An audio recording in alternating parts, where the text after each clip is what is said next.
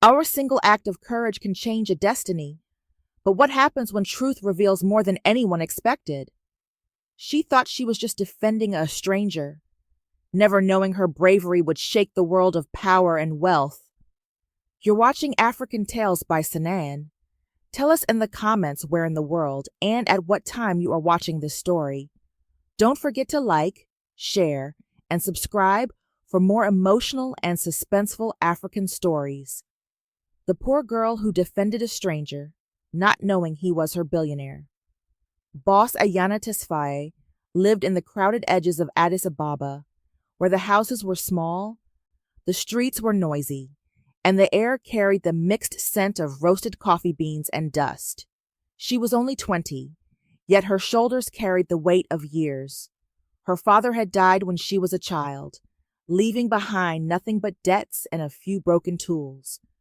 Her mother, long weakened by sickness, often lay on a thin mattress, whispering prayers in the dim light of their one-room home. Ayana had become both daughter and caretaker, provider and protector. Every morning she woke before the first rooster crowed. She fetched water from the community pump, washed clothes for neighbors, and sometimes sold roasted maize at the roadside. Her palms were rough, her clothes faded, but her spirit held a quiet fire. People often looked at her with pity, some with disdain. To many she was just a poor girl, but inside her heart she carried dreams that refused to die. One evening, as she massaged her mother's frail hands, her mother whispered, "Ayana, you are my blossom. Do not forget, even flowers rise from dry soil." Ayana smiled faintly, though tears threatened. "Mother, I will not give up. One day I will make you proud. One day our life will change." Her mother coughed softly. "Do not chase riches, my child. Chase dignity. A person with dignity is richer than any millionaire or billionaire." Ayana nodded, but inside she wondered how dignity alone could feed an empty stomach. She longed for opportunity. Her small world was filled with struggles. Some days she worked at a laundry shop, scrubbing shirts of men who never remembered her name. Other days, she carried baskets of vegetables to the market for women who shouted orders at her. At night, she often sat by candlelight, reading old newspapers left in the trash, teaching herself words of English, dreaming of an office job. Neighbors sometimes mocked her. "There goes Ayana, the girl who thinks she can be more than a washerwoman," they laughed. She ignored them, but their words stung. One afternoon, while walking back from the market, her childhood friend Lemlem caught up with her. "Ayana," Lemlem said, "why do you work so hard? You should marry a man with some money. That is the only way for a girl like you." Ayana shook her head firmly. "No, I don't want to be rescued by a man's pocket. I want to stand on my own feet." Lemlem smirked. "Dreams don't cook dinner, Ayana." "Maybe not," Ayana replied, "but dreams keep me alive when there is no dinner." At night, she often lay awake, staring at the cracks in the ceiling. She thought about life beyond her neighborhood. She imagined tall buildings, offices where people wore clean suits, and places where her name would mean more than just the poor girl from the slums. She whispered into the darkness, "Someday, I will rise above this. Someday God will reward me for all this pain." But morning always came too soon, dragging her back to reality. Despite hardships, Ayana was known for her kindness. Once, when a neighbor's child fell ill, she spent her own meager savings to buy medicine. When an old woman's donkey went missing, Ayana searched for hours until she found it near the riverbank. She was poor, yet she gave more than most who had plenty. Her mother often reminded her, "Ayana, wealth is not only money. True wealth is a generous heart." But Ayana still longed for real change. She wanted a chance to prove herself, to escape the endless cycle of poverty. She believed that somewhere beyond her reach, opportunity waited. The city around her was changing fast. Addis Ababa had skyscrapers rising like glass giants, fancy cars rushing down smooth roads, and coffee shops filled with businessmen. Sometimes Ayana passed those places, carrying baskets on her head, and people barely noticed her. Once, she overheard a young man outside a cafe say, "Look at her. She doesn't belong in this city of millionaires and bosses." Her cheeks burned, but she kept walking. Inside, she whispered, "I may be invisible now, but one day the world will see me." Though her days were heavy, Ayana's faith was her anchor. Every Sunday she walked to church, her old dress washed and pressed. She sang hymns with closed eyes, her voice trembling with hope. After service, the pastor once told her, "Ayana, God has a plan for everyone. Even the poorest girl can be lifted to places she never imagined." She held on to those words, yet poverty's grip was cruel. One night her mother grew weaker, and Ayana wept silently beside her. "Mother, don't leave me. I can't do this without you." Her mother placed a fragile hand on hers. "Ayana, you are stronger than you know. Remember, even if the world calls you poor, your spirit is richer than gold." Ayana kissed her mother's forehead and whispered, "Then I will fight until the world knows it." That night, she prayed longer than ever before. "God, if you hear me, give me just one chance to prove myself, one chance to escape this endless cycle, one chance to change my destiny." She didn't know that her prayer was about to be answered in a way she could never have imagined. The next morning, Ayana rose before dawn as usual. She tied her headscarf, fetched water, and prepared porridge for her mother. Her body was tired, but her determination remained. On her way to the market, she noticed posters on a wall. They announced a recruitment drive at a new multinational company opening offices in Addis Ababa.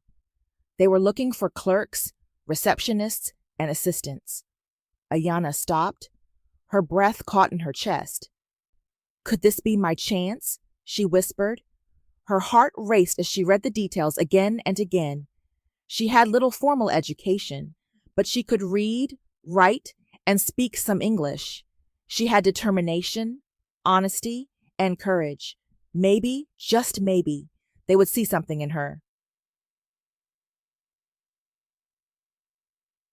That night, she told her mother, "Mother, there is a company hiring. Maybe I should try." Her mother's eyes lit up with pride. "Yes, Ayana, try. You may be poor, but you have dignity and strength. That is more valuable than money." Ayana hesitated. "But what if they laugh at me? What if they see only a poor girl?" Her mother touched her cheek gently. "Then let them laugh. You must still rise." Ayana nodded, tears gathering. "I will go."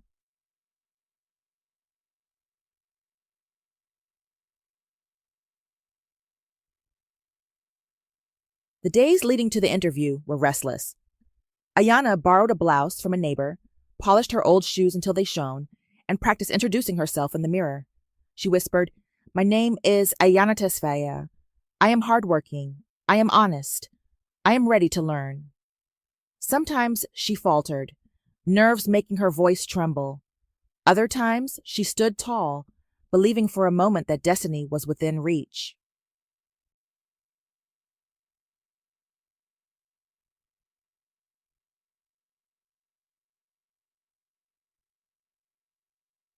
On the morning of the interview, the sky was bright. Ayana walked through the city, passing tall buildings that made her feel small. Her heart pounded as she entered the glass doors of the company.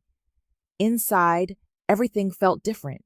The polished floors, the smell of perfume, the hum of computers. Other applicants sat confidently in smart suits. Ayana sat quietly, her borrowed blouse neat but simple. She prayed silently. "God, let them see more than my clothes. Let them see my heart."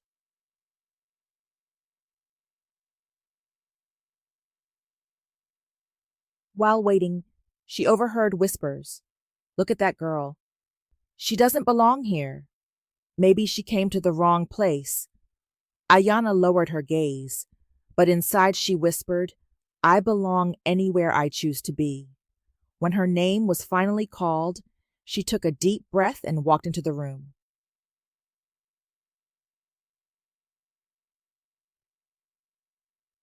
Behind the desk sat a man in a tailored suit. His face was calm, his eyes sharp yet warm. Ayana froze. Her lips parted, her breath caught. It was him, the stranger from the bus station. She felt her knees weaken. You, she whispered under her breath. The man smiled politely. Good morning, Miss Tesfaye. Please have a seat.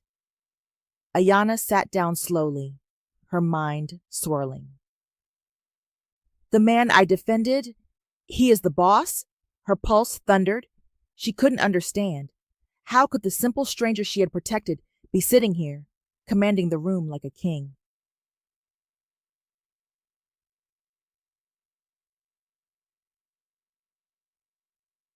He looked through her papers with quiet interest.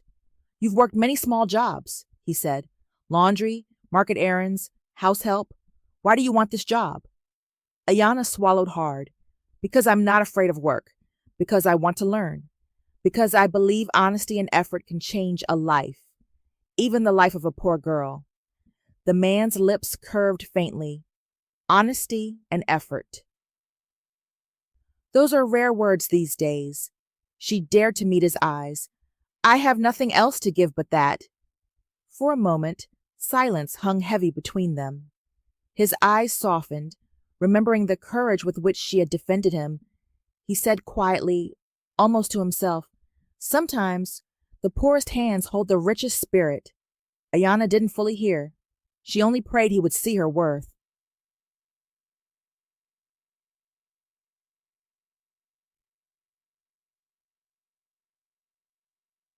When she left the office, her hands trembled, but a strange warmth filled her chest.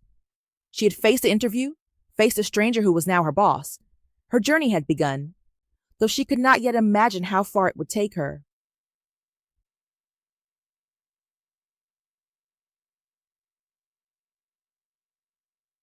That evening, she walked home under the fading sun. Children played football on dusty streets, women sold roasted maize, and men laughed outside shops. Life looked the same, yet something inside her had changed. She whispered to herself, this is only the beginning. I don't know what awaits me, but I will not give up. Her mother listened to her story, eyes wide with wonder. Ayana, this is your chance. Do not waste it. Remember dignity first. Even if your boss is a millionaire or a billionaire, remember that no wealth is greater than your honesty. Ayana held her mother's hand. I will remember. I will carry your words with me.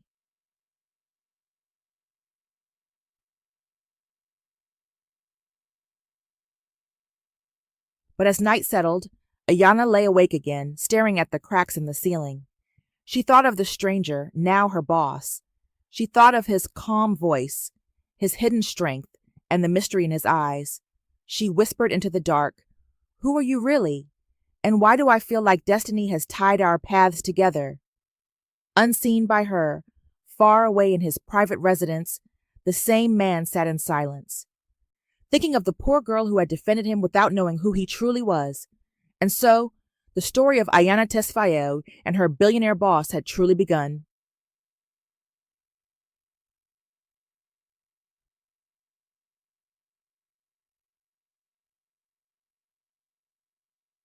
With the bus station was alive with chaos. Vendors shouted about roasted peanuts, taxi drivers argued over fares, and travelers pushed past one another with bags on their heads. For most people, it was just another noisy afternoon in Addis Ababa. For Ayana Tesfaye, it was one more reminder of how hard life could be. She had just finished selling a small basket of maize, her earnings barely enough for bread and medicine. As she walked through the station, her tired eyes scanned the crowd. That was when she noticed the commotion. A group of young men had surrounded a stranger. He didn't look like the usual traveler. His clothes were plain but clean, his shoes not worn out like most. He carried himself with quiet confidence. Yet his bag was being tugged at by the men. "Hand it over, old man," one of them sneered. "I told you leave me," the stranger replied calmly. The men laughed, pushing him. "You think you're better than us? Look at you standing here like some rich boss, but you're nothing." Ayana's heart pounded. She knew those boys. They were trouble. Most people would walk away, but something inside her refused to stay silent. She stepped forward. "Leave him alone." The men turned, their eyes mocking. "Look at this," one of them sneered. "The poor girl wants to play hero." Another spat on the ground. "Go home, Ayana. This isn't your fight." Ayana's voice shook, but she didn't back down. "It is my fight when you attack an innocent man." The stranger looked at her, surprise flickering in his eyes. He hadn't expected anyone, especially a poor girl, to defend him. One of the boys grabbed Ayana's arm. "Stay out of this." She yanked her arm free. "I said, let him go." For a moment, the men hesitated. Perhaps it was her boldness, perhaps the way the stranger stood silently, watching. Whatever it was, they muttered curses and shoved the stranger one last time before walking off. Ayana exhaled sharply, her hands trembling. She turned to the man. "Are you hurt?" He shook his head. "No. But why did you do that?" Ayana shrugged. "Because it was right.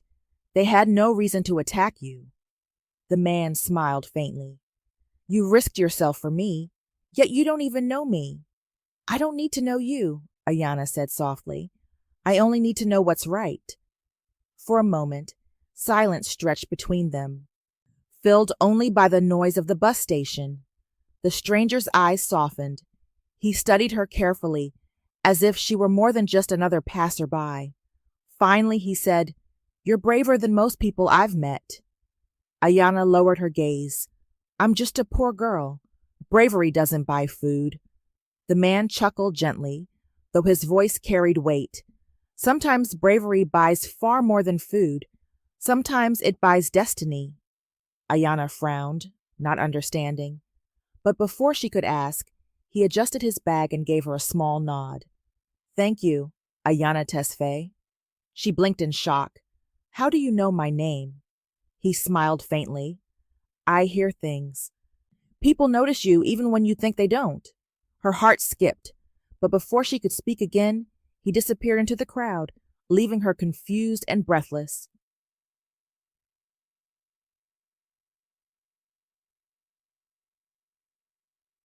That night, Ayana replayed the moment in her mind.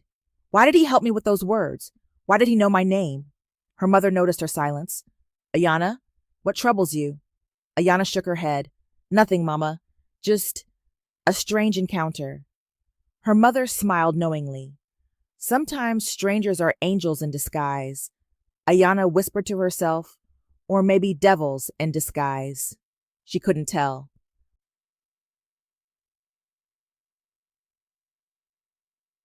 Far away, in a quiet hotel room, the stranger removed his plain jacket and looked into the mirror. His reflection was not of an ordinary man. His name was Kweku Mensah, a billionaire businessman from Ghana. He owned companies across Africa and beyond. Yet in that moment, he looked like any other traveler. He thought about the girl who had defended him. A poor girl, yet fearless. She didn't know she was standing up for a billionaire. She didn't know her small act of courage had already changed everything. Kweku sat back in his chair, whispering to himself, "Ayana Tesfaye, you are no ordinary girl."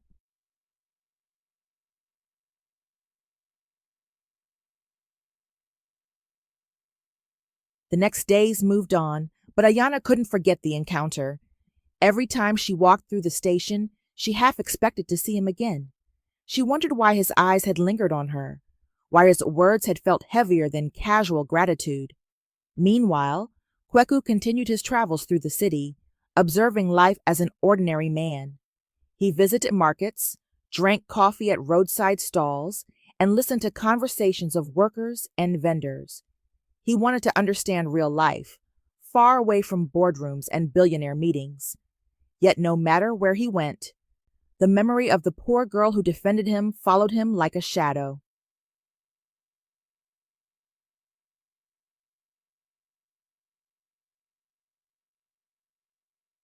The bus station was still buzzing with noise the next day. Ayana returned, carrying baskets of vegetables for a neighbor. She moved through the crowd carefully, but her eyes kept wandering. A part of her hoped she might see the stranger again, though she told herself it was foolish.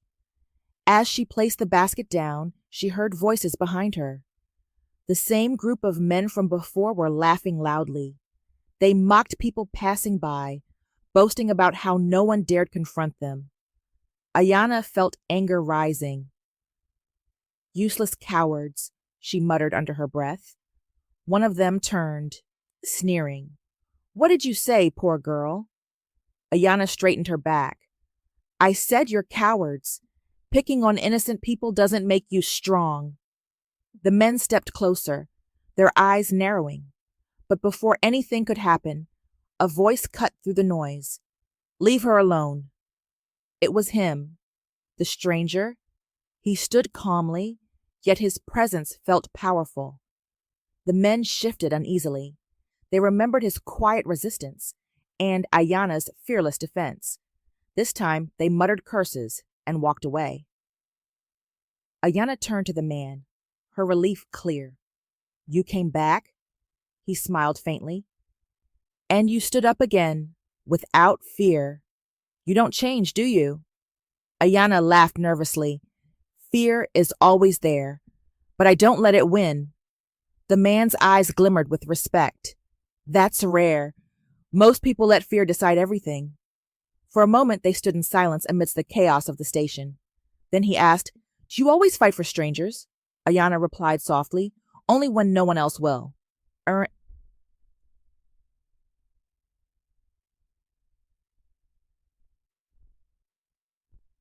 They walked together for a short distance. He asked her simple questions about her work, her family, her dreams. She answered cautiously, not knowing why she trusted him so easily. He said, "You deserve more than carrying baskets and scrubbing clothes." She smiled bitterly. "Deserve doesn't fill stomachs. Hard work does." "True," he replied, "but sometimes life brings doors where we least expect them." Ayana raised an eyebrow. "And if those doors never open, then break them," he said simply. His words lingered in her mind long after they parted ways.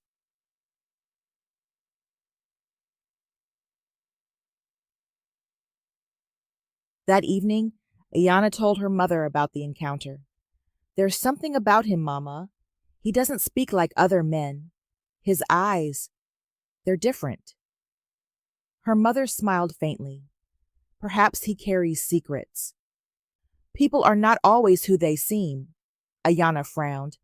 "But why would a man like him walk around in plain clothes at a bus station? He doesn't belong there."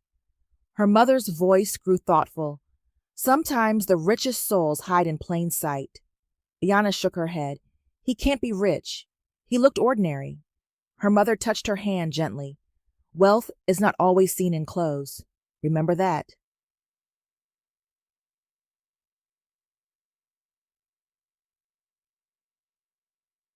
Meanwhile, in his hotel suite, Kweku removed his watch and set it on the table.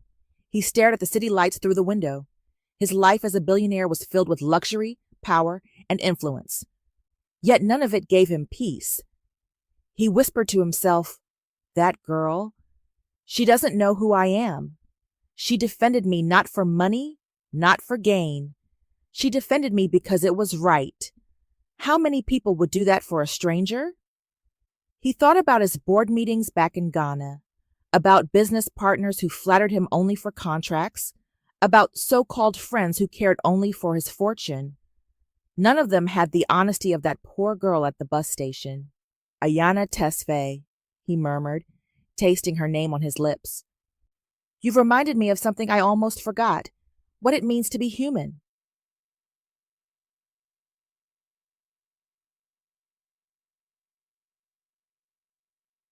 Days passed, but fate was not finished.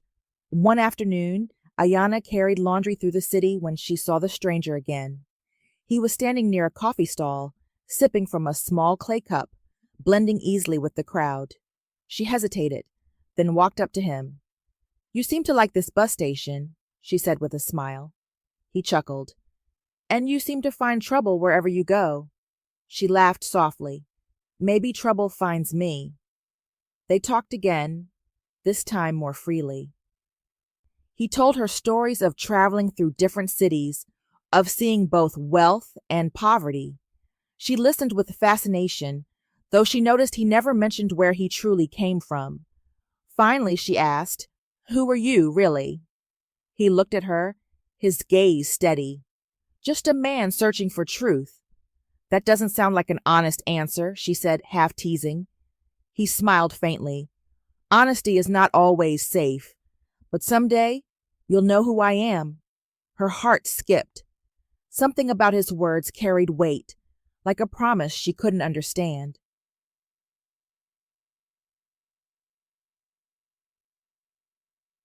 That night, as Ayana prepared dinner, her thoughts wandered. She remembered the way he spoke, the way he carried himself. He was no ordinary man. She was sure of it. Yet she couldn't place why. She whispered to herself, "Who are you? Why do I feel like our paths are tied together?" Her mother noticed her silence. "You're thinking again, Ayana." Ayana smiled faintly. "Yes, Mama, about a stranger. A man who feels both ordinary and not ordinary at all." Her mother chuckled softly. "Perhaps God sends people into our lives for reasons we cannot see." Ayana's eyes darkened with determination. "Then I will find out why he is here."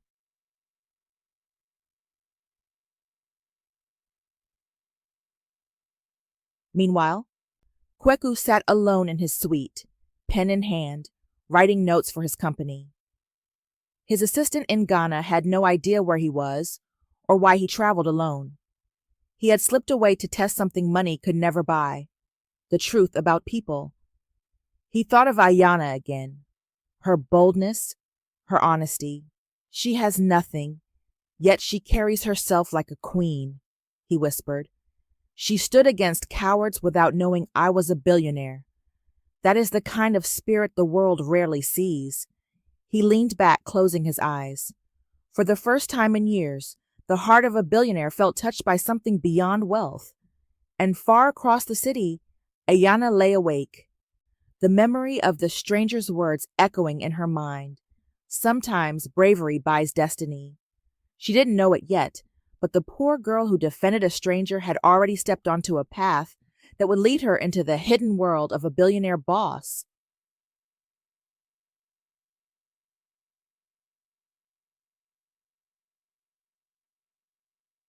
Kweku Mensah sat alone in his hotel room that night, the hum of the city below echoing faintly through the windows.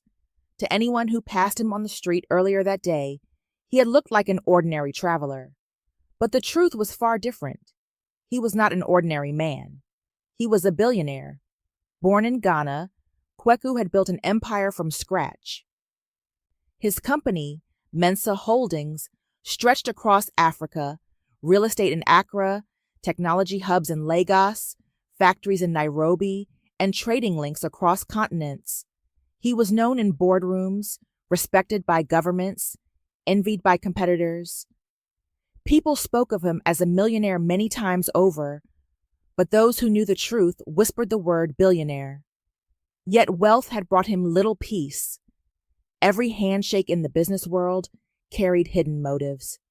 Every smile hid ambition. Even friendships had turned into transactions. People saw only his billions, never his soul. That was why Kweku had begun traveling quietly, in disguise. He wore simple clothes, took public buses, ate at roadside stalls. He wanted to see life unfiltered. He wanted to know what people were like when they didn't know they were speaking to a billionaire boss.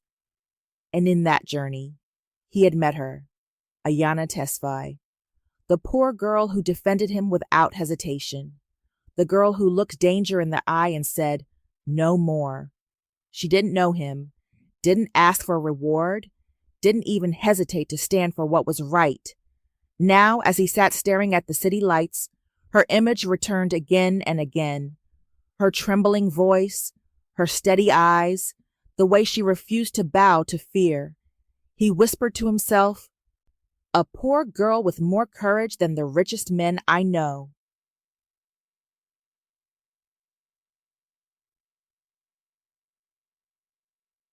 The next morning, Kweku dressed in plain clothes again and walked through the city. He observed vendors shouting prices, children running barefoot, and workers rushing to buses. He felt both invisible and free. At a coffee stall, the vendor greeted him cheerfully. "Good morning, brother. Coffee?" "Yes, please," Kweku replied, handing over a few coins. As he sipped, a man nearby spoke to him casually. "You're not from here, are you?" Kweku smiled faintly. "I travel a lot. I like to see different places." The man laughed. "Well, you chose the right city. Here you find both millionaires in big cars and poor girls selling maize side by side." Kweku nodded thoughtfully. "Yes, and sometimes the poor have more wealth than the millionaires." The man gave him a puzzled look but said nothing more.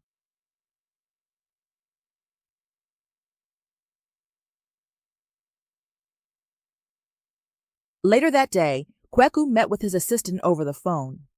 "Sir, the Nairobi office needs approval for the expansion budget," the assistant said. "Handle it," Kweku replied, "and the Accra board is asking about your absence." "Tell them I am evaluating things." He ended the call quickly, unwilling to explain more. His assistants knew he often disappeared on what he called evaluations. None of them guessed he was wandering bus stations, meeting poor girls who would one day become unforgettable.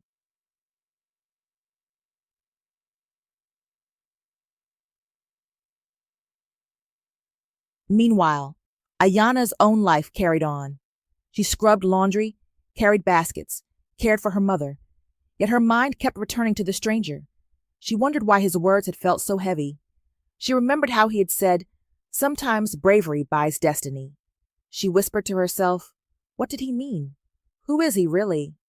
Her mother noticed her distraction. "You're thinking of him again," she said gently. Ayana blushed. "Mama, he is just a stranger, but he is not like others. There is something hidden about him." Her mother's eyes twinkled. "Perhaps he carries secrets." Ayana frowned. "Secrets? Or lies? Time will tell, my blossom. Time always tells."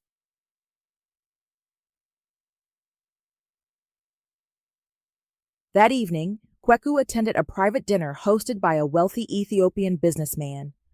The hall was filled with laughter, music, and the clinking of glasses. Guests boasted of their millions, of land, of cars, of gold. One man leaned toward Kweku. "So, brother, what business are you in?" Kweku smiled faintly. "I dabble in trade." The man smirked. "You look too simple to be a serious boss.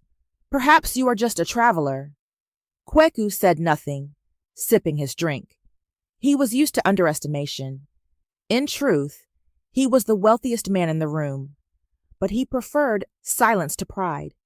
As he listened to their hollow talk, his mind drifted again to the poor girl at the bus station. Among all the millionaires bragging around him, not one had shown the courage she had. He whispered under his breath, "Money builds walls, but courage builds bridges."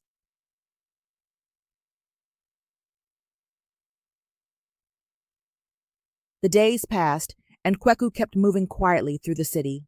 He visited construction sites, markets, and even schools, always in plain clothes. People treated him like anyone else, and he valued that freedom. But every time he closed his eyes, he saw Ayana standing firm, her small frame shielding him from bullies, her voice trembling yet unyielding. He thought, if I reveal who I am, she will never look at me the same way. She will see only a billionaire boss, not a man. And so, he decided to keep his identity hidden, at least for now. That night, he sat at his desk, writing in his journal. Today, I realized something. I do not fear losing money, or companies, or contracts. I fear losing honesty. And in Ayana, I saw the honesty the world has stolen from me. She defended me without knowing. She gave me something priceless: truth. He closed the book, his heart heavier, yet somehow lighter. For the first time in years, the billionaire who had everything felt he might have found something more valuable than wealth.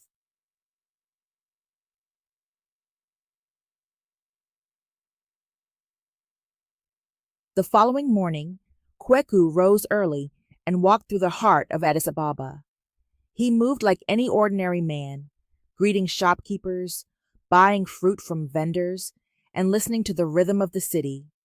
To those around him, he was just another traveler. But behind that calm smile was a billionaire who owned pieces of the very skyline that towered over them. At a newsstand, he bought a local paper. The headline read about poverty, unemployment, and corruption. He folded it carefully, thinking about the divide between the millionaires who sat in glass offices and the poor girls like Ayana who fought for survival on the streets. A boy approached him shyly. "Mister, can you spare a coin?" Kweku knelt down, handing him more than a coin. "Study hard, young one. One day you can be a boss, too." The boy grinned and ran off. Kweku whispered to himself, "Children ask without greed. Adults ask with hunger for power. That is why innocence is richer than gold."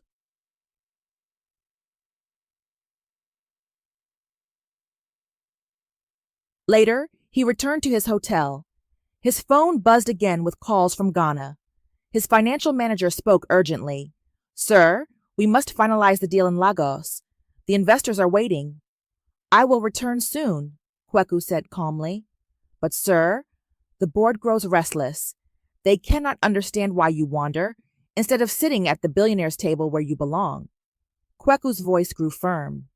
"Because sometimes a billionaire must step away from his table to remember why he sits there in the first place." He ended the call, leaning back with a sigh. His billions could buy him palaces, but not peace, not truth.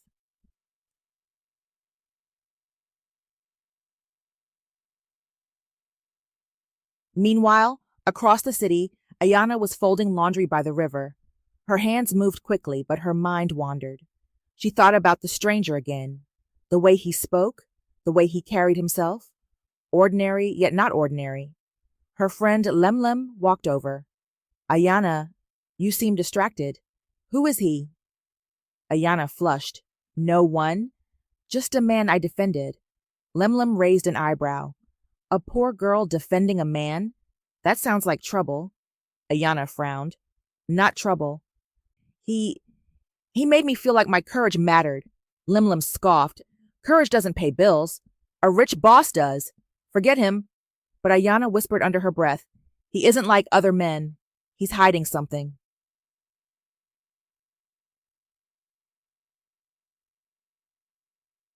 That evening, Kweku wandered near the same bus station again.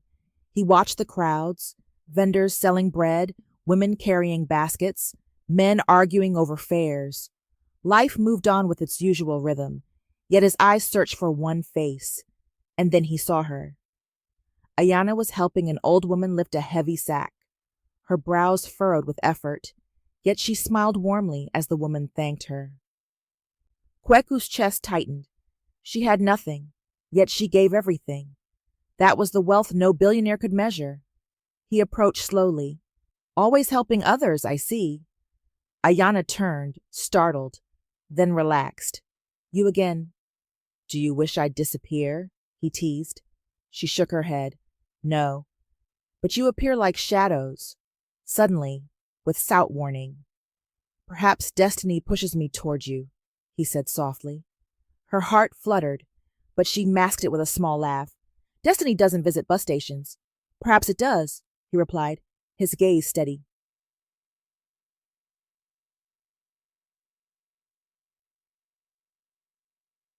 They walked together for a while. Ayana asked, "Why do you spend time here? You don't look like someone who belongs in this chaos.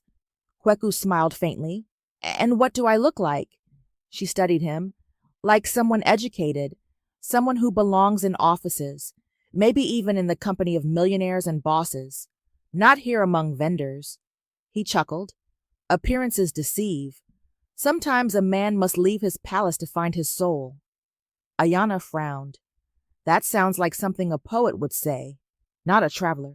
Perhaps I am both, he said. She tilted her head, suspicious. You carry secrets, don't you? His smile didn't falter. We all do.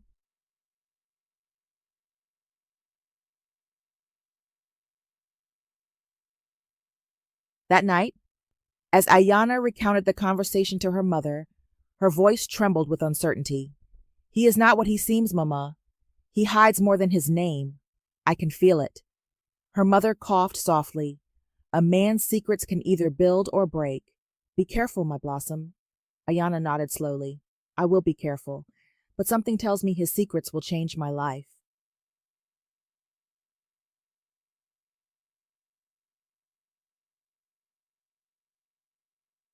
Back in his suite, Kweku stared out the window again.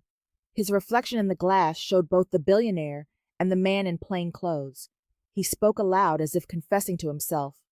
My name is Kweku Mensah, to the world. I am a billionaire boss, a man of power. But to her, I am just a stranger at a bus station, and maybe that is the truest version of me. He paused, running a hand through his hair. If she ever discovers who I really am, will she see me the same way? Or will she only see the billions? He remembered the look in Ayana's eyes when she defended him. There had been no calculation, no greed, no awareness of his wealth. Just courage, just honesty. She is different, he whispered, and perhaps she is the only person who can remind me that a billionaire is still just a man.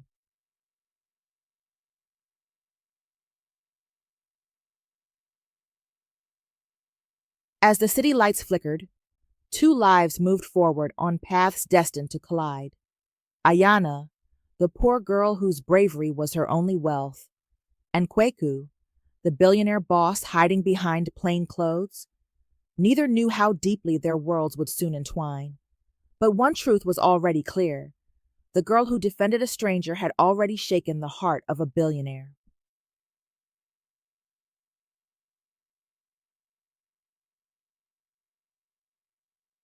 The morning sun bathed Addis Ababa in golden light as Ayana adjusted her borrowed blouse and smoothed the faded skirt she had pressed the night before. Today was no ordinary day. Today was her chance. She had barely slept. The thought of walking into a company office, of standing before men in suits and women with polished heels, had filled her with both hope and dread. She whispered to herself again and again, rehearsing words she had practiced in the mirror. My name is Ayana Tesfaye. I am hardworking. I am honest. I am ready to learn. She carried those words in her heart like armor as she boarded the crowded bus to the city. The ride was long and bumpy, but her thoughts were louder than the noise of the engine. What if they laughed at her? What if they rejected her before she even spoke? But then she remembered her mother's voice from the night before. Dignity first, Ayana.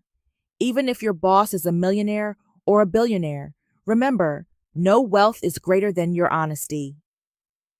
She repeated those words softly as the bus rattled forward.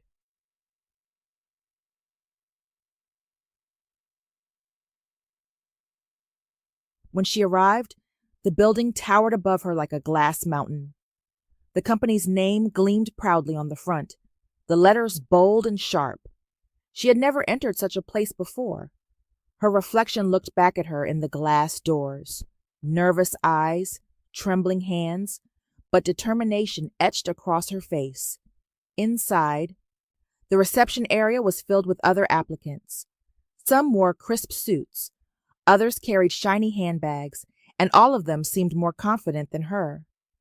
Ayana sat quietly in the corner, clutching her small folder of documents. She could feel the weight of stares. Look at her clothes, someone whispered. She doesn't belong here, another murmured.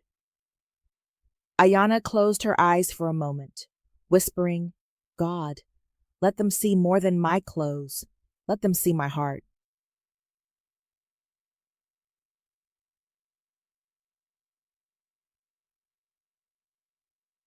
Finally, her name was called.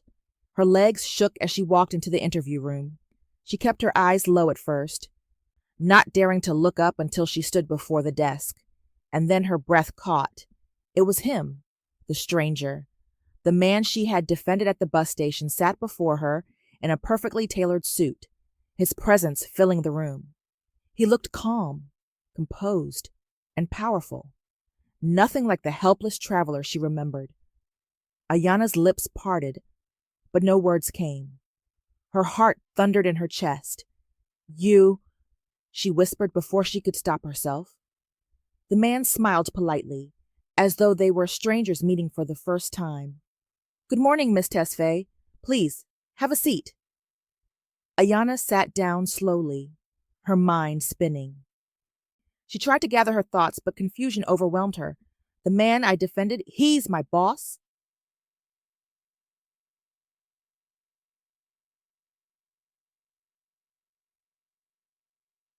Kweku adjusted his papers, his tone steady.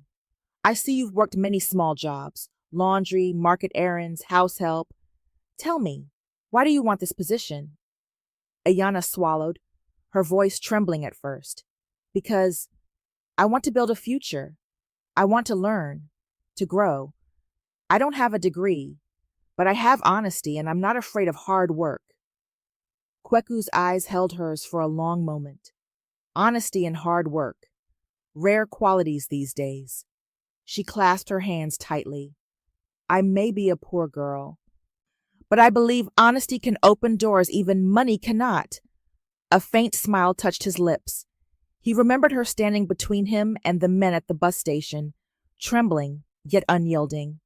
He thought to himself, she doesn't even realize she already opened a door into my world.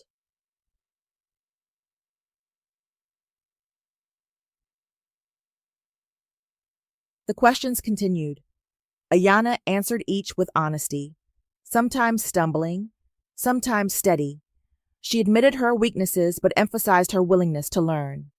Kweku listened intently, his gaze unreadable. Finally, he leaned back. Thank you, Miss Tesfaye. We'll contact you soon. Ayana rose, bowing her head respectfully. Thank you, sir. As she turned to leave, her heart pounded. She wanted to ask why he had pretended to be ordinary at the station. She wanted to ask why he now acted as if nothing had happened, but fear silenced her.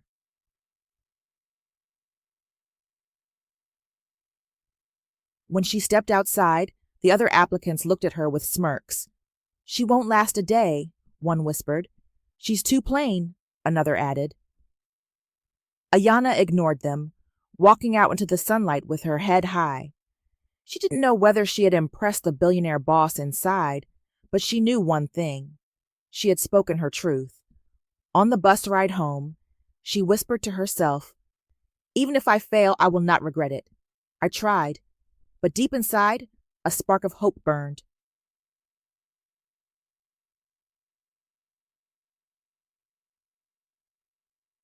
That night, she told her mother everything. Mama, it was him, the stranger. He was the boss. Her mother's eyes widened. The same man you defended? Yes, Ayana whispered, but he didn't acknowledge it. He acted as if we had never met. Her mother smiled faintly. Perhaps he has his reasons. Some men hide their truths until the right moment. Ayana frowned. But why? Why hide who he is?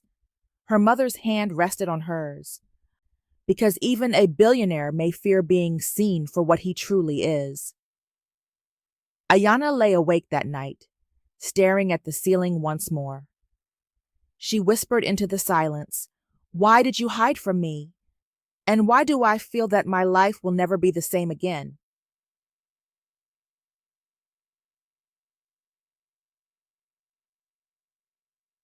Far away, in his private office, Kweku closed Ayana's file with a thoughtful smile. He whispered to himself, The poor girl who defended me has walked into my world, and she doesn't even know how deeply she is about to change it. The following week felt endless for Ayana. Each day she woke before dawn, carried water, worked at odd jobs, and checked the small borrowed phone her neighbor sometimes let her use. She prayed for a call, prayed for news. Every ring that wasn't for her made her heart sink. At night she whispered, "God, please, if this is my door, let it open. Let me prove myself." Her mother reassured her, "Patience. Ayana, a flower doesn't bloom in one day." But Ayana felt the weight of waiting. She knew the company was not a place for girls like her. The other applicants had education, polish, confidence. All she had was honesty.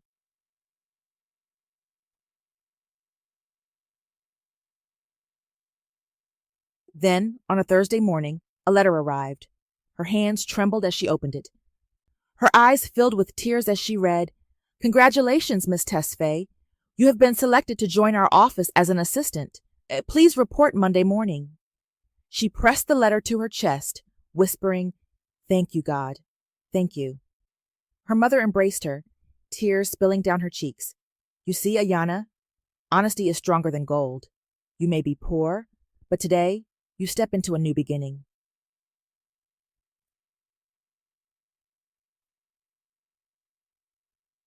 Monday morning, Ayana dressed carefully in her borrowed blouse and polished shoes. She braided her hair neatly, packed her old satchel, and whispered a prayer before leaving. The bus ride felt surreal. She was no longer just a girl running errands. She was going to work for a real company. When she reached the building, her heart pounded. The receptionist handed her a badge with her name, Ayana Tesfaye, assistant. She stared at it, almost in disbelief. Her name printed in bold letters.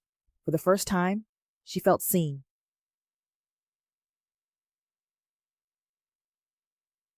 Inside the office, everything gleamed. The desks, the computers, the polished floors.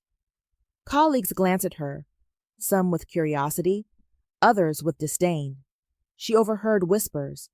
"How did she get this job? She doesn't even look like she belongs here." Ayana held her head high. She refused to let their words pierce her. She reminded herself, "I earned this. I belong here."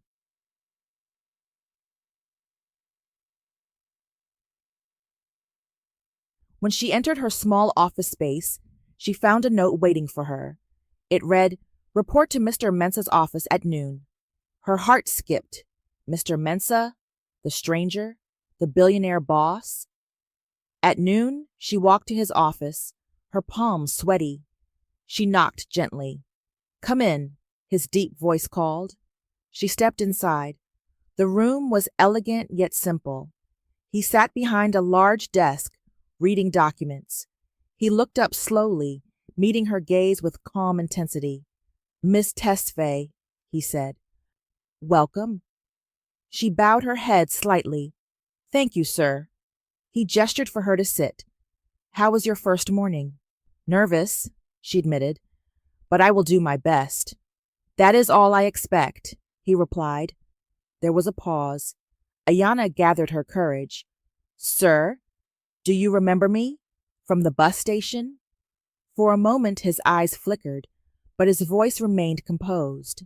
"I meet many people, Miss Tesfaye, but what matters now is the work ahead." Ayana's heart sank. He wasn't going to acknowledge it. She bit her lip, nodding. "Yes, sir."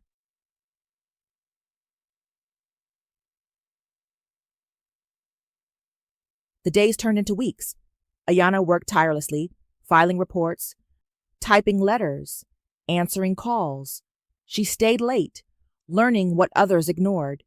She made mistakes, but she corrected them quickly. Her colleagues continued to mock her. "She's just the boss's charity case. She'll never last." But Ayana refused to give up. Every night she whispered to herself, "I will prove them wrong."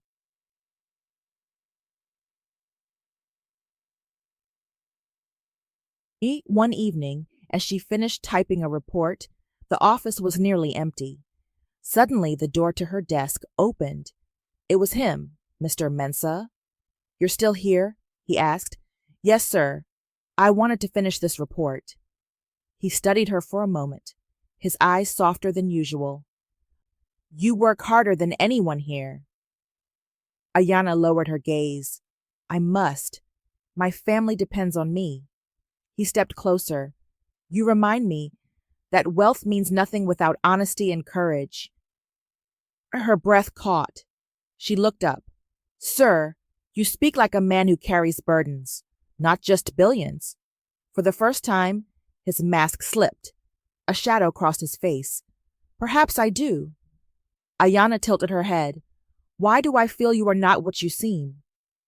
He smiled faintly, but there was sadness in his eyes. Because sometimes truth hides behind silence, and sometimes silence speaks louder than words. He turned to leave, but his words echoed in her heart.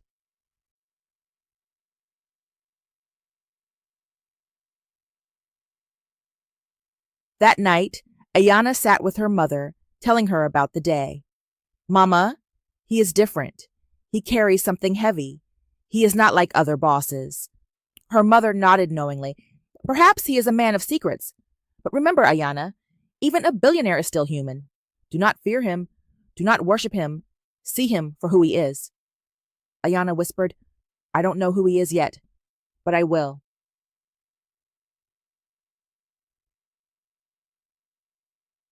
In his private residence, Kweku sat alone. He thought of her honesty, her courage. She was poor, yet her spirit was richer than any millionaire's. He whispered into the night, Ayana Tesfaye, you do not know me yet, but someday you will. And so, their paths intertwined more deeply. The poor girl who had defended a stranger now worked each day under the watchful eyes of a billionaire boss. Neither knew how far their story would carry them, but both could already feel the weight of destiny pressing closer.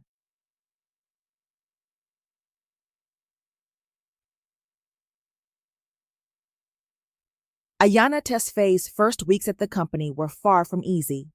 She had entered the building with hope, carrying her honesty like a shield, but soon discovered that not everyone welcomed her presence. From the first day, whispers followed her through the office halls. She doesn't belong here, one colleague murmured. She's just a poor girl the boss took pity on, another added. Maybe she's a charity case, not an employee. Someone laughed. Ayana heard it all. Their words cut deep, but she refused to let them break her. She reminded herself each morning, I earned this chance. I will prove myself. Still, the cruelty of people stung. At lunch, no one invited her to sit with them. In meetings, they ignored her ideas. When she walked into a room, silence fell until she passed, and then the whispers resumed.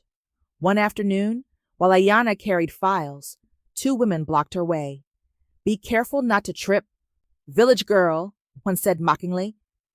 Ayana held her head high. I am here to work, not to play games. They smirked. Let's see how long you last. She walked past them, her hands trembling, but her steps firm.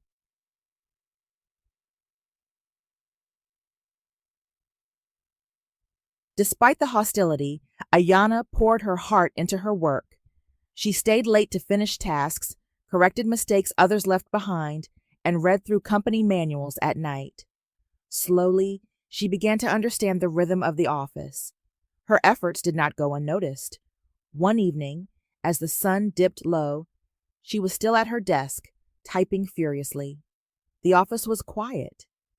Most employees already gone. Then she heard his voice. You're still here?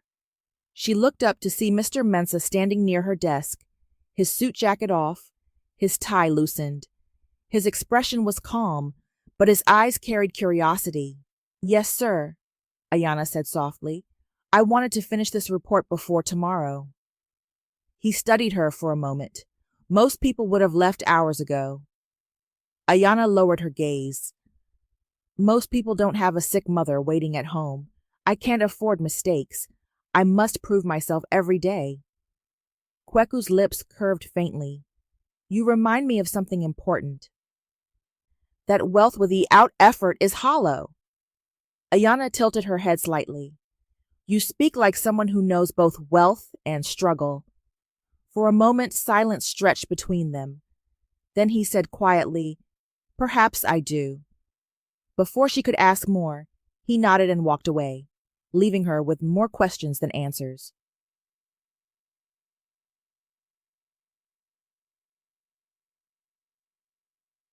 The next day, the whispers grew louder. Rumors spread that Ayana was receiving special attention from the billionaire boss. "She must have some connection," a man sneered. "Or maybe she knows his secrets," another whispered. Ayana wanted to shout that none of it was true, but she bit her tongue. She knew words would not silence envy. Only her work could. At lunch, she sat alone again, picking at her food. Her thoughts drifted to her mother. If Mama knew how hard this was, she would tell me to keep going. She would tell me that dignity cannot be stolen by gossip.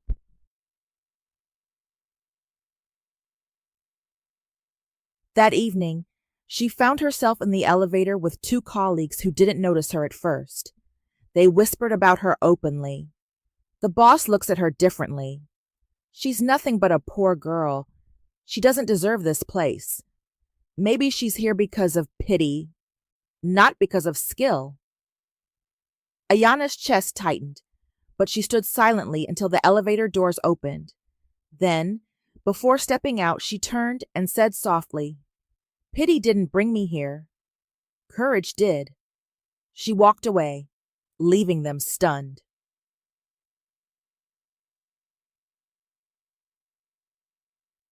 Later that week, a mistake in the accounts threatened to delay a major project. The blame was quietly pushed toward Ayana. "She must have filed it wrong," one manager accused. "She's inexperienced. What else did you expect?" another added. Ayana's heart sank, but she reviewed the files carefully. She realized it wasn't her mistake at all. It was the manager's. When she tried to explain, he snapped, "Don't speak back to your superiors." Her voice trembled but remained steady. "With respect, sir, the numbers don't lie. Please look again." The room fell silent. Some sneered at her boldness, but others watched curiously. At that moment, Mr. Mensah entered the room. His sharp eyes scanned the tense faces. "What's going on here?" The manager quickly spoke. "Sir, this girl—" Ayana interrupted quietly. "The report was misfiled, but not by me. I checked the records twice." Kweku walked to the desk, reviewing the papers. His expression darkened. Finally, he looked at the manager. "She's right. The error was yours." The manager stammered, his face red. Kweku turned to Ayana. "Well done. Honesty under pressure is rare." Ayana bowed her head, murmuring, "Thank you, sir." For the first time, some colleagues began to look at her differently, but others only grew more bitter.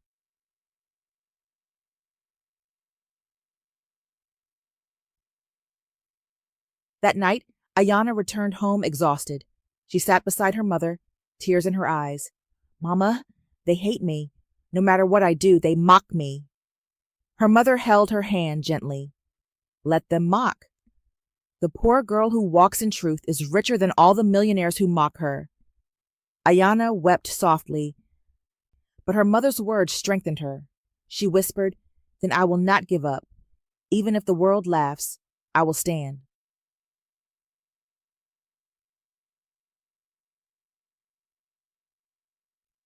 The next morning, Ayana arrived early, hoping to outrun the whispers. She organized files, checked appointments, and moved with quiet focus, refusing to let bitterness take root. Two colleagues drifted by, voices raised for her benefit. The boss praised her to embarrass the manager, one said. "She'll slip soon." Ayana kept her eyes on the calendar. Pride would not answer them. Work would. Before noon, a client from Nairobi arrived with urgent papers. The reception desk was chaotic. The client snapped, "Is no one competent here?" Ayana stepped forward. "Sir, I'll log your documents, confirm the codes, and inform Mr. Mensah." "And you are?" "Ayana Tesfaye." Assistant. She recorded each item, double-checked the numbers, and returned a neat receipt. The client's tone softened. Efficient. Thank you. Someone muttered, beginner's luck. Ayana returned to her desk and continued. By afternoon, the shared drive froze. Reports stalled. Tempers rose. Ayana recalled an IT memo, tried a basic fix, and the files returned. A wave of relief crossed the floor. Who fixed it? Someone asked. Just a permissions refresh, she said. A woman scoffed. Lucky again. When most had left, Kweku appeared at her doorway. Miss Tesfaye, join me. In his office, he said, You calmed a client and revived work with simple action. That is leadership without title. I only did my job. You did more. You changed the tone of the day. He paused. How do you stay so steady? If I break, my mother breaks. If I fall, our home falls. I can't afford drama. Responsibility forged you, he said quietly. Wealth forged me differently. The next week brought training for new assistants. Ayana sat at the back, taking careful notes. During a break, 2 colleagues cornered her. The boss notices you. Remember where you came from. I do, she said. That's why I won't stop learning. That afternoon, a courier picked up the wrong package. A manager shouted, Find it, or the contract dies. Ayana traced the route, called the depot, and requested a hold. Within an hour, the bundle returned. The manager avoided her eyes. Someone clapped sarcastically. Well done, village hero. She let the insult pass like wind through grass. Her mother's voice echoed, dignity first. Near closing, an elderly cleaner pushed in a cart. A few employees laughed at his worn shoes. Ayana greeted him warmly. Good evening, uncle. Water? He smiled with surprise. Most people do not see me. I see you, she said. We work in the same house. Kweku passed, slowed, and watched. When she returned to her desk, he stood at the threshold. Why did you stop? Because respect needs no permission. He nodded once. The company looks different from your height. That evening, her mother phoned on the neighbor's handset. How is the office, my blossom? Ayana smiled into the weak signal. Loud, sharp, but I am learning. Remember, her mother said, a poor girl with clean hands is richer than a millionaire with dirty ones. I remember, Ayana whispered. Pray for me. The next day was payroll reconciliation. A junior clerk panicked over a mismatch. If this is wrong, the boss will tear me apart. Take a breath, Ayana said. Start with the smallest number. They traced a duplicate entry, corrected it, and balanced the sheet. The clerk stared at her. Why help me after I mocked you? Because failure spreads like fire, she said, but competence spreads too. He swallowed. Thank you. A senior analyst passed by and muttered, Hidden identity. Village accountant. Ayana smiled faintly. Hidden identity? Persistent student. The following day, gossip exploded. A rumor claimed Ayana leaked internal spreadsheets. By noon, a supervisor confronted her. Did you send data outside? No, sir. He tossed printouts onto her desk. The message looked like hers. Her throat tightened. This isn't mine. Prove it. May I investigate? You have 1 hour. She requested IT logs, retrieved attendance records, checked send history. The trail pointed to a shared terminal during training. She listed those with access. One entry stood out. A colleague who had mocked her at the dispenser. Ayana did not accuse. She gathered facts. She printed the access log, highlighted the session, attached the schedule, and wrote a calm summary. At the hour, she placed the packet on the supervisor's desk. Sir, these records show my account was spoofed through a shared terminal. I request a security review. He scanned the pages, his face changing. Who taught you to document like this? My life, she said softly. And your manuals? He nodded slowly. Leave this with me. As she packed her bag, Kweku appeared. Walk with me. They paced the quiet corridor. I heard about the rumor, he said. I presented the facts. Truth does not shout. Did anyone teach you to hold a storm this way? My mother, she whispered. And poverty. Poverty is a strict teacher. They stopped near a window. City sounds drifted faintly. He turned toward her. Many chase the title billionaire as if it grants wisdom, but wisdom often lives with those who cannot afford pride. Titles pass, she said. Character remains. A gentle silence settled. He nodded. You are seen, Ayana Tesfaye. By whom? By those who matter. The next morning, the supervisor addressed the team. The alleged leak was a spoofed message. Security protocols will be updated. No further speculation. He did not name Ayana, but the statement cleared her. Some colleagues looked away. Others approached quietly. One murmured, I was wrong about you. Be right about the work, she replied. By lunch, the whispers had softened. Not all hearts changed, but the ground beneath her feet felt steadier. She opened a fresh page and wrote a single line. Dignity is the discipline of the soul. She underlined it once, then began the next report, pulse calm, purpose bright. Outside, the city roared, but inside she felt a quiet rise, a steady promise that tomorrow would not own her anymore. The company hummed with the usual rhythm of ringing phones, clacking keyboards, and hurried footsteps. But beneath the surface, tension brewed. A major contract with an international partner was at stake, and the numbers had to balance perfectly. Everyone worked late, including Ayana Tesfaye. One Thursday evening, she stayed long after most employees had left. She sorted through files, her eyes scanning columns of figures.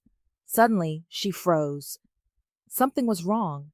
She flipped through pages again. The documents for the new contract contained discrepancies, numbers duplicated, amounts inflated. The totals did not align. Her stomach tightened. This isn't a mistake. This looks deliberate. She whispered aloud, if this goes through, the company will lose millions. Her hands shook as she clutched the papers. Should she say something? She was just a poor girl in a room full of professionals. Who would believe her? But then she remembered her mother's words. A poor girl with clean hands is richer than a millionaire with dirty ones. Ayana gathered the documents and stayed up the whole night rechecking every line. By dawn, she had confirmed it. Fraud.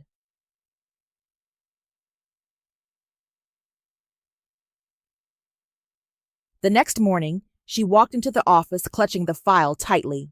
Her colleagues noticed the look on her face. What's wrong, village girl? One sneered. Maybe she discovered how useless she is, another mocked. Ayana ignored them and went straight to her supervisor. Sir, I found something in the contract documents. The numbers don't add up. The supervisor barely glanced at her. You're not paid to question contracts. File them and leave. But sir, this could cost the company millions, Ayana insisted. He snapped, do your job and stop pretending to be an accountant. Her cheeks burned, but she didn't back down. With respect, sir, please look again. The supervisor stood, towering over her. You think you're smarter than us? You're just a poor girl who got lucky. Ayana's voice trembled but held firm. Luck didn't teach me numbers. Honesty did. He stormed off, muttering. Ayana sat at her desk, her heart pounding.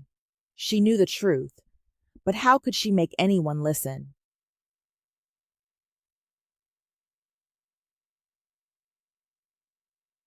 That afternoon, an emergency board meeting was called. Rumors flew around the office. Some said the partner company had raised concerns. Others said Mr. Mensah himself had demanded answers. Ayana sat quietly, clutching her notes. She had no invitation to the meeting, but her conscience screamed at her. If she stayed silent, the company would sink. If she spoke, She might lose her job. She whispered to herself, "Truth does not shout, but silence can kill." When the meeting began, the heavy wooden doors remained open. Ayana rose from her desk, trembling, and walked in. The room fell silent. Directors and managers stared at her in shock. One muttered, "What is she doing here?" The chairman of the board frowned. "Who allowed her in?" Ayana's knees shook, but her voice found strength. "Please forgive me, but I must speak. The documents for the new contract contain false numbers." Laughter erupted around the table. A manager sneered, "And what do you know about contracts?" "Go back to your desk," another said. "This is outrageous. Remove her." But before anyone could move, Mr. Mensah raised his hand. His deep voice cut through the noise. "Let her speak." The room fell silent again. All eyes turned to him. Ayana swallowed hard and continued. "I reviewed the files. The totals are inflated. If we sign this, we lose millions. I have proof." She laid the documents on the table, pointing to each error she had highlighted. The directors leaned forward reluctantly, scanning the pages. Whispers spread around the table. The numbers didn't lie.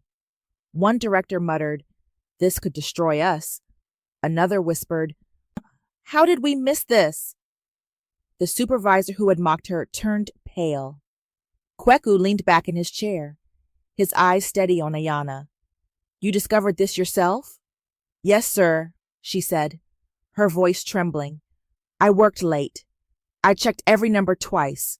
I may be a poor girl, but truth is my wealth." Silence hung heavy. Finally, Kweku said, "Then today, this poor girl has saved a billionaire's company." Gasps filled the room. Ayana lowered her gaze, heat rushing to her cheeks. She had spoken truth, and now nothing would be the same.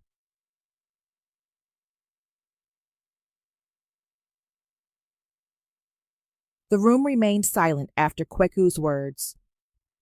Executives shifted in their chairs, some embarrassed, others defensive. The supervisor who had dismissed Ayana earlier tried to speak, but his voice faltered. "Sir, it was an oversight." Kweku's gaze cut him off. "Oversight does not multiply numbers. Oversight does not falsify contracts. Oversight does not risk millions." His words struck like thunder. The manager sank back, his face red with shame. Kweku turned to Ayana. "You saw what no one else dared to see.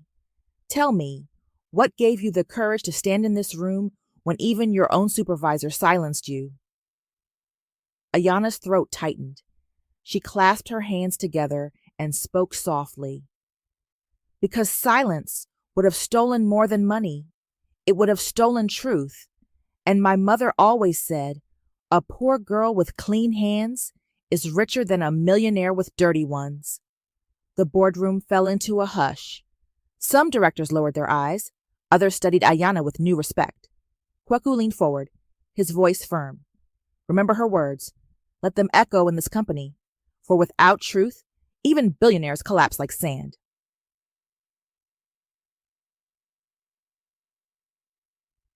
After the meeting, Ayana stepped out, her knees weak. She leaned against the wall, whispering to herself, "Did that really happen?" Colleagues walked past, their expressions mixed, some surprised, some grudgingly respectful, others burning with jealousy. One whispered, "How did she dare?" Another muttered, "The boss trusts her more than us." But Ayana kept her head down. She hadn't spoken to gain trust. She had spoken because it was right. Later that evening, as the office emptied, she stayed behind again. She organized files quietly when she heard footsteps. She turned to see him, Mr. Mensah, standing in the doorway. "Miss Tesfaye," he said, his tone gentler than before. She rose quickly. "Yes, sir?" He entered the room, closing the door behind him. "You risked everything today. Do you understand that?" She nodded. "Yes, sir. But silence would have cost even more." For a long moment he studied her. His eyes softened. Do you know why I let you speak, even when others laughed? Ayana shook her head. Because once, in another place, you defended me when others attacked. You stood for me when you had nothing to gain. And today, you did the same. For truth, for this company. That kind of courage is rare. Her breath caught. It was you, at the bus station. He nodded slowly. Yes, I was the stranger you defended, but you never knew I was your billionaire boss. Ayana's heart pounded. The truth hit her like a storm. The plain man she had protected was the same man who commanded respect across nations. The hidden identity she had sensed now stood revealed. But why hide? She whispered. Because wealth blinds people, he said quietly. When they see billions, they see power, not humanity. I wanted to know what people are like when they don't know I am a billionaire. And then you appeared, a poor girl, unafraid, standing for what is right. Tears burned her eyes. I thought you had forgotten me. Forgotten you? He stepped closer. Ayana, your courage is unforgettable. It reminded me that even the richest man can be poor without truth.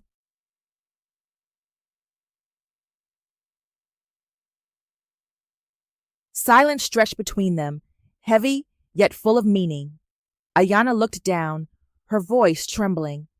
People already mock me.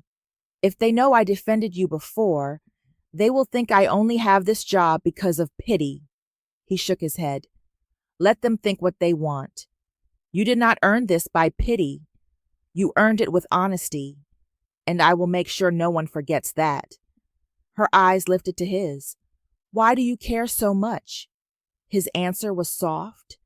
Because in a world of billionaires and millionaires chasing numbers, I found a poor girl who showed me courage worth more than fortune. Her breath trembled, but she didn't speak.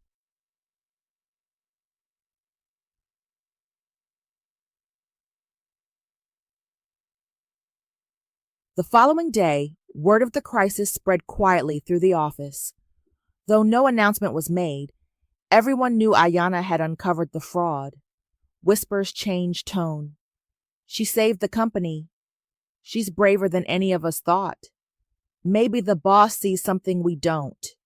Not all hearts softened, but the sneers grew quieter. Respect, though grudging, had begun to replace mockery. At lunch, one colleague finally asked, How did you know? Ayana answered simply, I looked at the numbers. Truth speaks if you listen. The colleague said nothing more, but his eyes carried a flicker of admiration.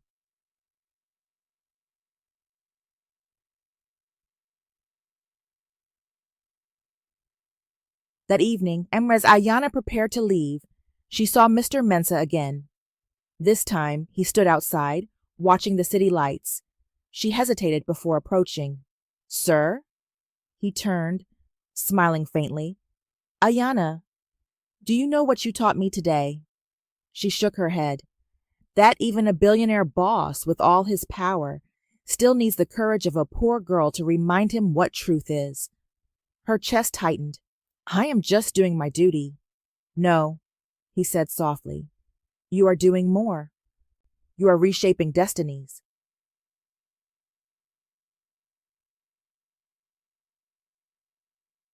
When she returned home, her mother noticed the light in her eyes. Something happened, her mother said gently. Ayana nodded, tears welling. Mama, I saved the company. I spoke in front of them all, even the billionaire boss, and he told me I reminded him of truth. Her mother smiled through tears. I told you, my blossom. Flowers rise from dry soil. Today, you bloomed. Ayana hugged her mother tightly, whispering, Then I will never stop blooming, no matter how hard the soil.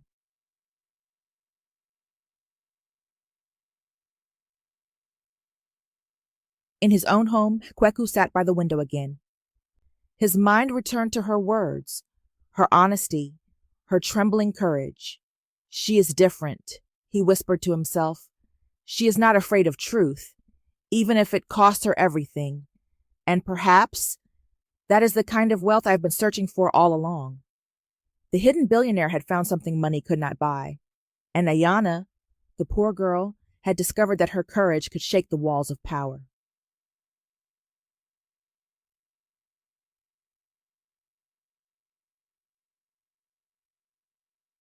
After the crisis, the atmosphere in the company shifted. People looked at Ayana differently, some with respect, some with envy, and others with quiet awe. She had saved the billionaire boss's empire from collapse, and though she remained humble, her presence could no longer be ignored. But inside Ayana's heart, storms brewed. She had discovered the truth. Her boss was the stranger she once defended. And though he had spoken kindly, though he had honored her honesty, she felt a growing weight she could not name. At night, she lay awake. What does it mean, Mama? He was the stranger. He is the billionaire boss. Why do I feel both afraid and drawn to him? Her mother answered softly, because your heart recognizes what your mind tries to deny. Love does not ask permission. It simply grows. Ayana shook her head. But Mama, I am a poor girl. He is a billionaire. The world will laugh. Her mother clasped her hand gently. The world laughs at everything it cannot understand. Let them laugh. They do not know what dignity is.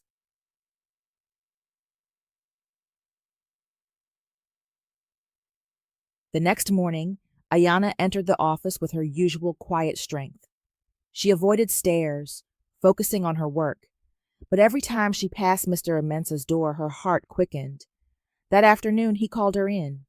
Miss Tesfaye, he began, his tone formal yet warm. I want to thank you again. You didn't just save this company. You reminded all of us that truth cannot be buried. Ayana lowered her gaze. I only did what anyone should have done. Not anyone, he said softly. Many saw, but only you spoke. That makes you rare. She hesitated. Sir, may I ask something? Why did you never tell me it was you at the bus station? Kweku studied her carefully. Because I wanted to see how you would treat me without the weight of billions on my name. People act differently when they know a man is a billionaire boss. But you stood for me when you thought I was nobody. That is a gift I will never forget. Her chest tightened. And now that I know, now, he said gently, I hope you will still see me as a man, not just as a billionaire. Ayana's lips trembled, but she whispered, I do. Their eyes held, the silence filled with words unsaid.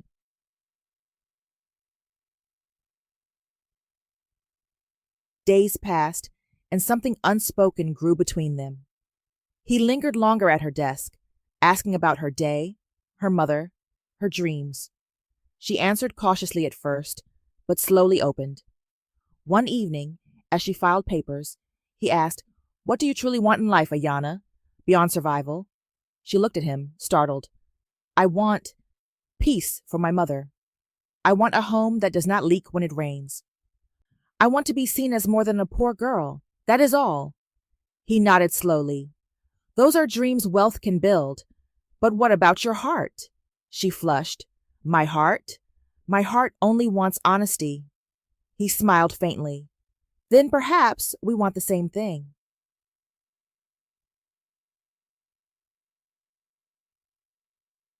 Whispers in the office grew louder. Some said the billionaire boss favored her. Others hinted at secrets between them. Ayana heard the rumors and shrank under their weight. One afternoon, she confronted him. Sir, people talk. They say I am here not because of work, but because of you. His voice grew firm. Do you believe them? Her eyes glistened. I don't know what to believe. He stepped closer, his gaze steady. Then believe this.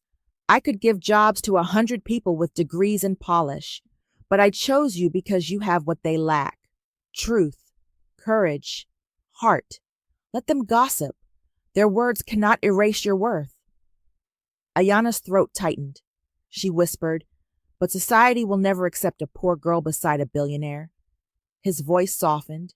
Then society is blind. Because I see you, Ayana Tesfaye. Not your poverty. You. Tears filled her eyes, but she smiled faintly. You speak as if wealth is nothing. He answered firmly, wealth is numbers. You are life.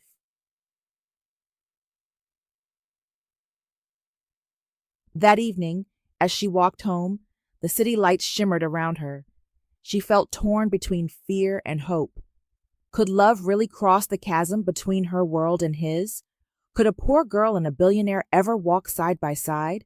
At home, she told her mother about his words. Mama, he says he sees me. But what if it is only pity? What if his billions blind him? Her mother smiled softly. My blossom, pity does not sound like the words you repeat. Pity does not linger at your desk. Pity does not defend your worth. That is not pity. That is love. Ayana's heart raced. She whispered into the night, love beyond wealth. Is that even possible? She didn't know yet, but destiny was already writing the answer.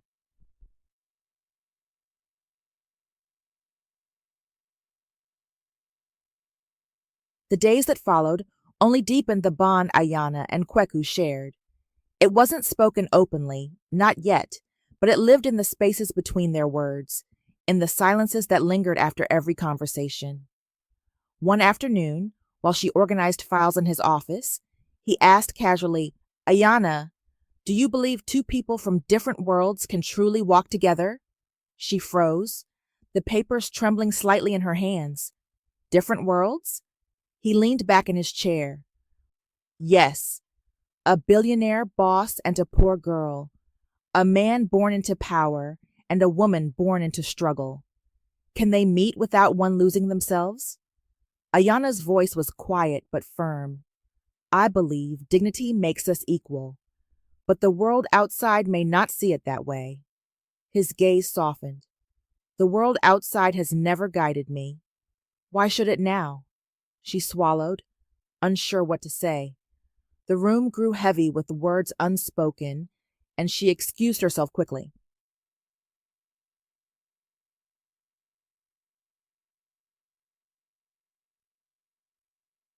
That night, she walked home under the fading glow of street lamps.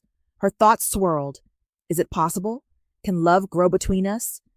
Or is it a dream too fragile for reality? When she reached home, she told her mother, Mama, his words frighten me. If people see us together, they will say I chased his billions. They will laugh at me. Her mother cupped her face gently. Let them laugh. Their laughter cannot feed you, and it cannot break love if love is true. Ayana whispered, but what if I am too afraid? And her mother smiled. Courage does not mean the absence of fear, my blossom. Courage means standing even while afraid.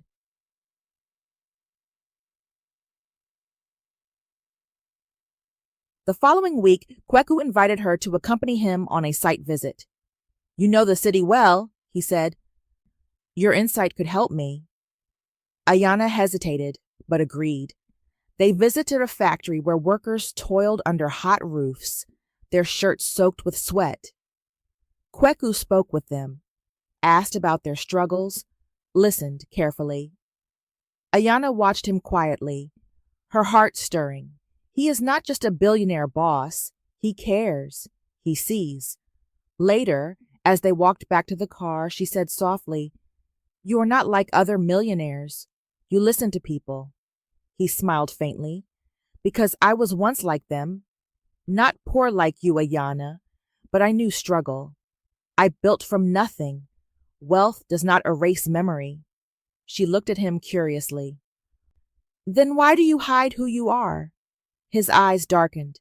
Because when people know I'm a billionaire, they no longer see me. They only see numbers. But you saw a man. Her breath caught. She whispered, and I still do. Their eyes locked, and the world around them faded for a moment.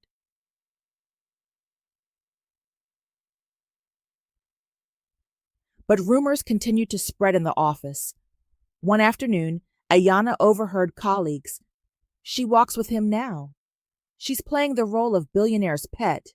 Poor girls always aim high. This one just got lucky. Ayana's chest tightened. She wanted to run, but instead she walked into the restroom, splashing water on her face. She whispered fiercely to her reflection, "You are not here for pity. You are here because you belong."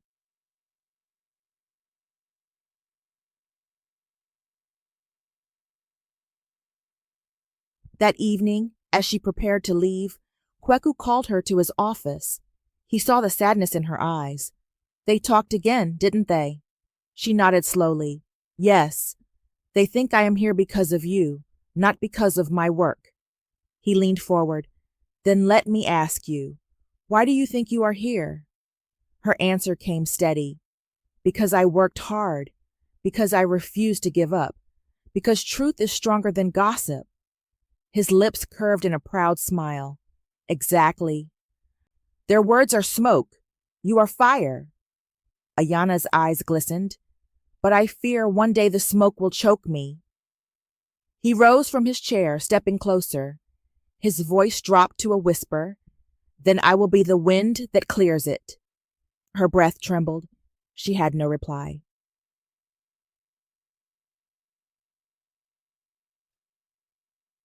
That night, Ayana sat with her mother, torn between fear and hope. Mama, he speaks as if love matters more than wealth. But how can a billionaire and a poor girl survive the judgment of the world? Her mother's eyes softened. Love beyond wealth is rare, Ayana. But when it comes, it is the most powerful force of all. If his words are true, then hold them. If they are false, time will reveal it, Ayana whispered. I want to believe, but my heart is afraid. Her mother squeezed her hand. Then let courage guide you, not fear.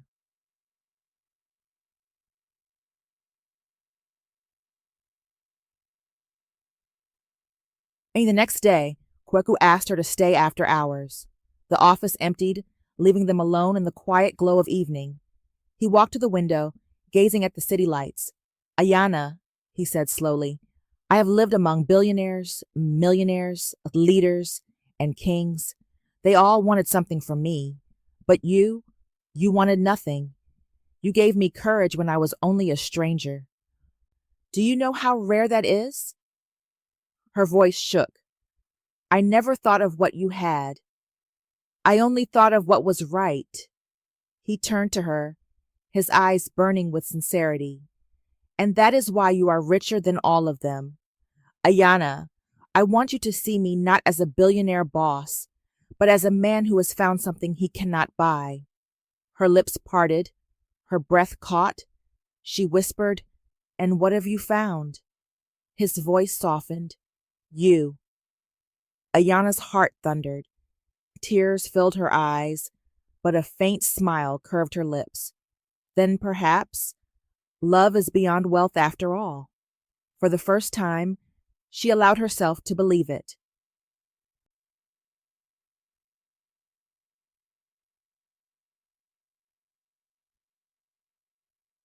The rumors in the company had grown into storms. Every glance Ayana received carried weight. Every whisper stung like a thorn. People wondered why the billionaire boss gave her such trust, why he allowed a poor girl to stand in rooms where even senior managers trembled. Ayana tried to ignore them, but her heart felt heavy. She wondered if her presence was a burden to him, if society's judgment would one day force him to let go. One evening, after a long day of work, she sat in his office reviewing files.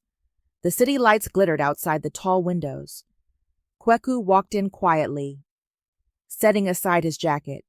You're still here, he said. Ayana looked up and smiled faintly. So are you, he chuckled. Perhaps we both don't know how to rest. For a moment, silence lingered. Then Ayana spoke softly. Sir, why do you trust me so much? There are others here with degrees, with experience. Why me? He studied her carefully, then said, Because I know what you are made of. You defended me when I was just a stranger. You risked yourself when you had nothing to gain. And in this company, you stood against fraud when others remained silent. You are poor in money, Ayana, but rich in truth. That is worth more than all the millions and billions in the world. Her eyes glistened. But the world doesn't see me like that. They see only a poor girl.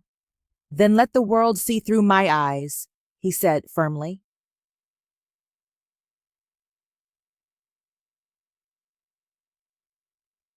The days that followed brought more tension. The company prepared for a major conference where investors and partners from across Africa would gather. It was to be a grand event with speeches, presentations, and announcements. Everyone knew the billionaire boss would make a statement that could shape the company's future. Ayana worked behind the scenes, organizing documents, coordinating schedules, ensuring every detail was perfect. Her colleagues watched in silence, no longer mocking her openly, but still whispering in corners. On the morning of the conference, Ayana's heart pounded as she walked into the grand hall. She carried files, quietly ensuring things ran smoothly. She never imagined she would be part of something so large. The hall filled with dignitaries, businessmen, millionaires, and investors. Cameras flashed, voices echoed, and at the center of it all stood Kweku Mensah, the billionaire boss, calm and commanding. As the event progressed, Ayana remained at the side, unnoticed. She was content to work silently. But then, as Kweku approached the podium for his final speech, something unexpected happened. He paused, scanning the crowd. Then his eyes found hers. A company is not built by wealth alone, he began, his deep voice echoing. It is built by courage, by truth, by people who refuse to bow to fear. Murmurs spread through the hall. He continued, "Today, I want to tell you a story of a poor girl who once defended a stranger at a bus station. She didn't know that stranger was a billionaire. She only knew what was right. And later, in this very company, she defended truth again when millions were at stake." Gasps filled the hall. People turned, whispering. Ayana froze, her face burning. Kweku's gaze never left her. That girl is here today. She is not just my employee. She is my reminder that dignity is greater than wealth, and courage is more powerful than money. Her name is Ayana Tesfaye. The hall erupted with murmurs, shock, and applause. Ayana stood trembling, her hands shaking. She wanted to disappear, but at the same time, her heart swelled with pride. Kweku gestured toward her. She is proof that even the poorest girl can hold the heart of a billionaire boss, not because of pity, not because of wealth, but because of truth.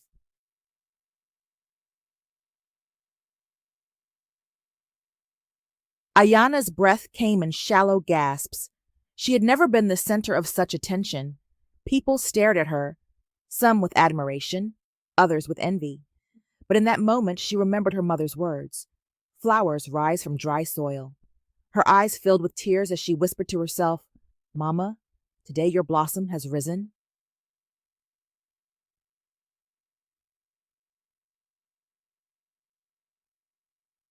After the event ended, Ayana tried to slip away quietly, but Kweku found her outside, under the fading glow of the evening sky. "You should not have said all that," she whispered, her voice trembling. "Now everyone will hate me even more." He shook his head. "Let them hate. Their hatred cannot erase truth. And the truth is this: you are the reason this company stands stronger today. I will not hide that." Ayana looked up at him, tears brimming. "Why me, Kweku? Why do you see me this way?" His voice softened. "Because love does not measure wealth. Love does not ask if one is a millionaire or a poor girl. Love only asks if the heart is true. And yours is the truest I've ever known." Her lips trembled. "You speak of love?" "Yes, Ayana," he whispered. "Love beyond wealth."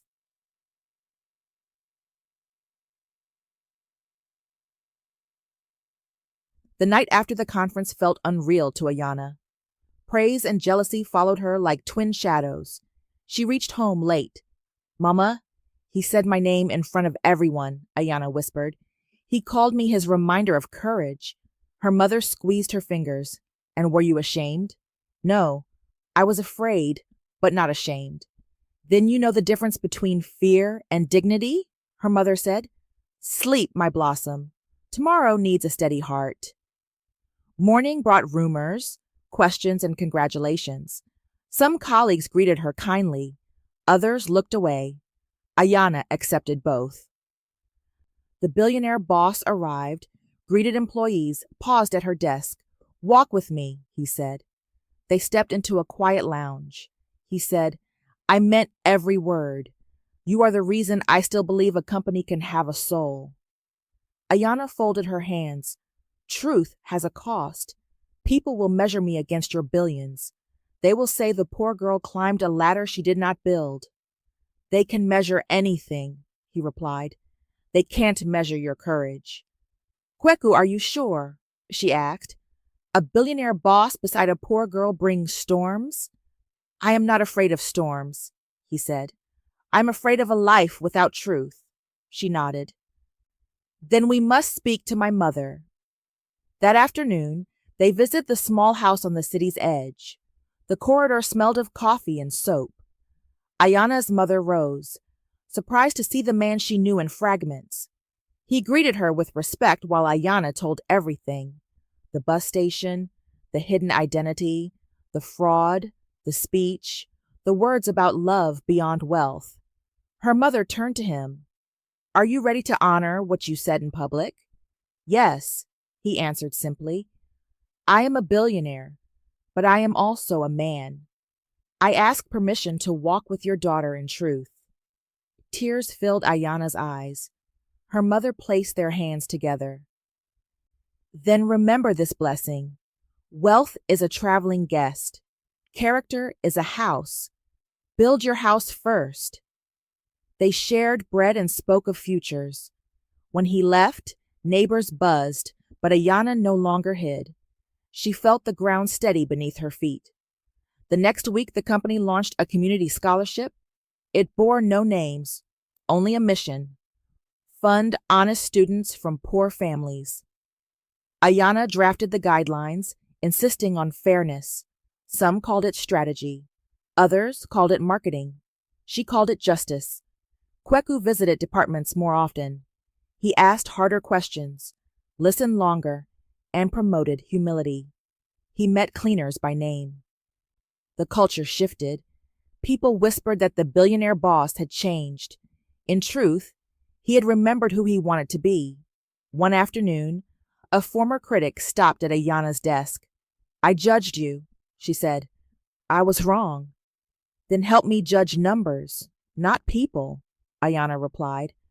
A month later, the company hosted a smaller gathering. Partners and workers stood side by side. There were plain speeches and clear commitments. Near the end, Kweku turned to the crowd. "I once hid behind an ordinary jacket," he said. "I wanted to see if goodness lives where money is absent. A poor girl answered me with courage. Today I ask all of us to be that answer for someone." He reached for Ayana's hand. She did not pull away. The hall was quiet, but no one mocked.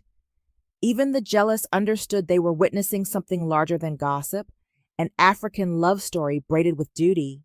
Later, beneath evening sky, Kweku spoke carefully. "Ayana, will you build a life with me? Not as a symbol or a rumor, but as my partner. Not because I'm a millionaire or a billionaire, but because we choose the same truth." Ayana closed her eyes, then opened them steady. "Yes, but on one condition." "Name it." "We will build more houses than we buy. We will fund more classrooms than parties. We will measure success not by glass towers, but by the number of doors we open." He smiled like a man freed. "Agreed." Word spread, as words do, yet the scandal never arrived. The clearer they lived, the quieter the noise became. A few critics tried again. "She chased his billions," others answered. She carried him back to himself. On the day they signed their vows, there was no gold parade. Her mother blessed them with trembling hands. Workers from the factory sang. The cleaner placed flowers in a chipped jar. A child from the scholarship read a poem about dignity. Ayana wore a simple dress. Kweku wore an unadorned suit. They promised ordinary things that shape extraordinary lives: honesty in anger, patience in loss, generosity in victory, tenderness in silence. That evening, Ayana stood with him at the edge of the city. Lights flickered, buses rattled. Somewhere a vendor laughed. "Do you remember the station?" she asked. "I remember the first time courage spoke to me with your voice. And I remember the first time wealth listened." He took her hands. "Then let us keep listening." Years did not soften the vow. The scholarship grew. A clinic opened. A workers' fund paid school fees and hospital bills. Promotions followed competence, not flattery. In boardrooms, Kweku repeated the same sentence until it shaped policy. Without truth, even billionaires collapse like sand. When the world asked for their secret, Ayana answered, "We did not chase power. We chased responsibility." Some called it old-fashioned. Others called it radical. She called it love beyond wealth. And when people told their story, they did not begin with mansions or balance sheets. They began where destiny began, with a poor girl who defended a stranger and a hidden identity that became a revealed promise. They ended with a simple truth. Courage chooses first. Love follows, and wealth learns to serve. Ayana held his arm and whispered, "This was never about money." Kweku nodded. It was always about dignity. The city moved, the night breathed, and the promise stood bright and steady as morning. Every ending hides a new beginning, and sometimes the smallest act of courage becomes the key to a destiny written in the stars. If you felt Ayana's journey touch your heart, then don't forget to like this video, share it with your friends, and subscribe for more powerful and emotional African stories. This is African Tales by Sinan. Tell us in the comments where in the world and at what time you are watching this story. Your words inspire us to bring you even more unforgettable tales. Until next time, stay brave, stay true, and never forget that even a poor heart can hold the wealth of the world.